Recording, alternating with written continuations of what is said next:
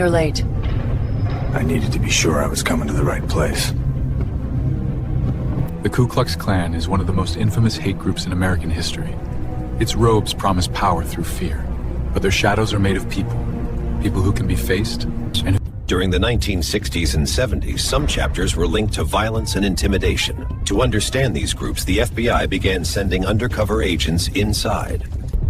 You flinch, I know you're lying. So, who sent you? I told you. A courier service. Parcel, paperwork, nothing more.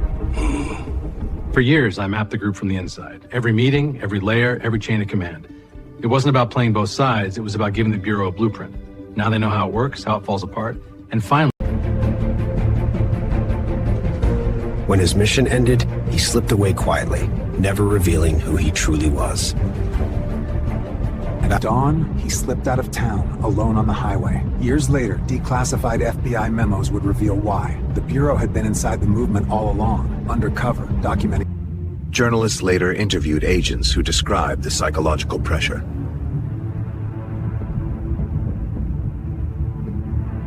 Court files show information coming from unnamed informants. Folks who knew things they shouldn't have. People I never even met were writing about where I was, what I said, like they'd been standing right next to me. And the records don't name them? In the records of old courtrooms and secret reports, surveillance left its fingerprints everywhere. Some historians say it raised profound concerns over civil liberties, how far the state could peer into private lives. Others Many details remain sealed, leaving parts of the story unknown. We can piece together fragments, but there are still walls we can't see past.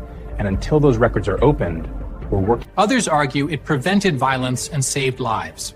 That's the controversial part of the record. When curfews were declared, the streets emptied. Tensions cooled before they could explode. Hidden in plain sight, these files stayed sealed for decades. Names, threats, and the weight of silence. Communities lived in fear of intimidation for generations. Now... meetings, I sat in the car for a long time shaking. That's when it all shows up. Who I used to be, who I still am, underneath the suit. The agent also paid a personal price, carrying stress from years undercover. Experts say undercover work is like a slow camera watching danger quietly. Every twitch is archived, every pause a frame. When his hands tremble, it's not from fear alone, it's from the weight of... Today's extremist threats change fast, but the need for human insight remains.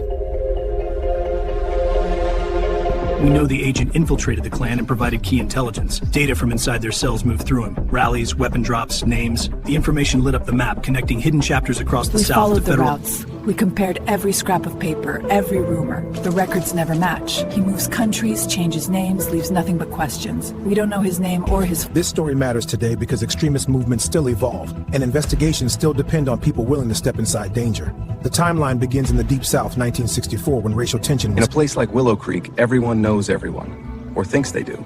The Bureau needed eyes here, but not a badge that would turn heads. So they chose an agent who could blend in without drawing attention. He was trained to stay calm, never provoke, and never break the law. The secret was never looking away from himself, even when the world tried to look through him. I didn't tell anyone else. Figured you'd understand more than most. I'm listening. It's like carrying a weight around quiet until it isn't. You ever feel that? Yeah. Let it out when you're ready. I'm not going anywhere. Soon he attended his first secret meeting down an unlit dirt road.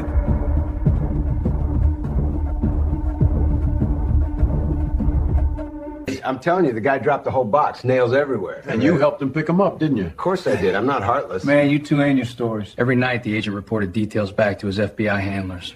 Man, I swear that guy's goat almost jumped in the trailer.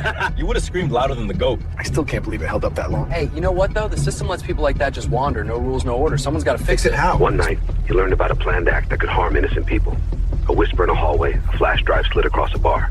And now it's here, on this table, in ink and paper, waiting for someone to stop it.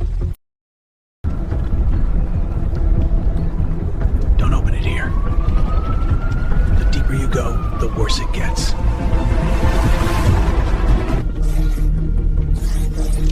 He passed the information quietly, allowing the FBI to intervene. You say you wandered here by chance. I don't believe in chance. Tell me again, who sent you?